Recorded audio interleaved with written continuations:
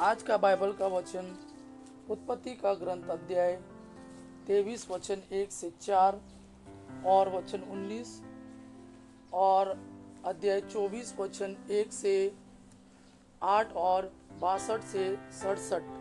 और आज का सुसमाचार सन मत्ती के अनुसार अध्याय 9 वचन 9 से 13। उत्पत्ति का ग्रंथ अध्याय 23 वचन 1 से 4 वचन 19 और अध्याय 24 वचन 1 से 8 और 62 से 67। सारा 127 वर्ष की उम्र तक जीती रही और कनान के किरियत अरबा अर्थात हेब्रोन में उसका देहांत हो गया। इब्राहिम ने उसके लिए मातम मनाया और विलाप किया। इसके बाद वह उठ खड़ा हुआ और मृत्युक को छोड़कर हित्तियों से बोला, मैं आपके यहाँ परदेशी और प्रवासी हूँ। मुझे मकबरे के लिए थोड़ी सी जमीन दीजिए जिससे मैं उचित रीति से अपनी मृत पत्नी को दफना सकूं। इसके बाद इब्राहिम ने कनान देश के मामरे अर्थात हेब्रोन के पूर्व में मकपेला के खेत की उस गुफा में अपनी पत्नी सारा को दफनाया। उस समय तक इब्राहिम बहुत बूढ़ा हो गया था और प्रभु ने उसे उसके सब कार्यों में आशीर्वाद दिया था। इब्राहिम ने अपने सबसे पुराने नौकर से, जो उसकी समस्त संपत्ति का प्रबंध करता था, कहा, अपना हाथ मेरी जांघ के नीचे रखो और आकाश तथा पृथ्वी के ईश्वर की शपथ लेकर मुझे वचन दो कि जिन कनानियों के बीच में रहता हूँ उनकी कन्याओं में से किसी को भी मेरे पुत्र की पत्नी नहीं बनाओ, बल्कि मेरे देश और मेरे संबंधियों के पास जाओगे और वहाँ मेरे पुत्र ईसा के लिए पत्नी चुनोगे।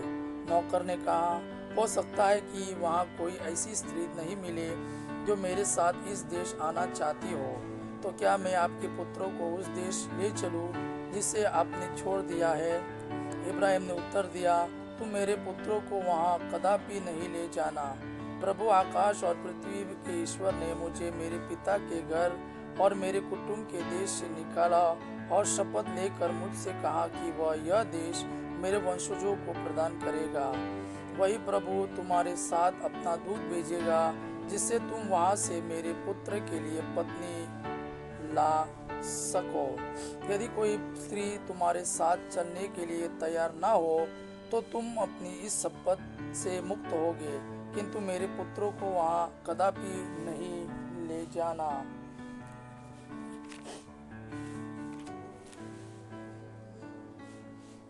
इसाक लहे रोई नामक कुएं से लौटा था, क्योंकि उस समय वह नेगेव प्रदेश में रहता था। इसाक संध्या समय खेत में टहलने लगा और उसने आंखें उठाकर ऊँटों को आते देखा। रिबेका ने भी आंखें उठाकर इसाक को देखा। उसने ऊँट से उतरकर सेवक से कहा, जो मनुष्य खेत में हमारी ओर आ रहा है वह कौन है? सेवक ने उत्तर दिया, यह मेरे स्वामी है। इस पर उसने पल्ले से अपना सिर ढक लिया। सेवक ने इसाक को बताया कि उसने क्या क्या किया है। इसाक रिबेका को अपनी माता सारा के तंबू ले आया। उसने उसके साथ विवाह किया और वह उसकी पत्नी बन गई। इसाक रिबेका को प्यार करता था और उसे अपनी माता सारा के देहांत के बाद सांत्वना मिली। इसाक रिबेका को प्यार करता था और उसे अपनी माता सारा के देहांत के बाद सांत्वना मिली। आज का सुसमाचार सन्मति के अनुसार अध्याय 9 वचन 9 से 13। ईसा वहां से आगे बढ़े। उन्होंने मत्ती नामक व्यक्ति को चुंगी घर में बैठा हुआ देखा और उससे कहा, मेरे पीछे चले आओ, और वह उठकर उनके पीछे हो लिया। एक दिन ईसा अपने शिष्यों के साथ मत्ती के घर भोजन पर बैठे और बहुत से नाकेदार और पापी आकर उनके साथ भोजन करने लगे।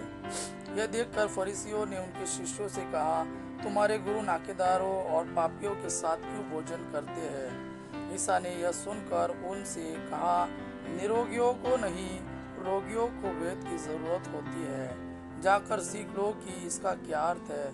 मैं बलिदान नहीं बल्कि दया चाहता हूँ। मैं धर्मियों को नहीं पापियों को बुलाने आया हूँ। यह प्रभु का वाणी है। प्रभु को धन्यवाद। आबा पिता की महिमा और पुत्र यीशु का प्रेम आप पर सदा सर्वदा बना रहे। आमीन।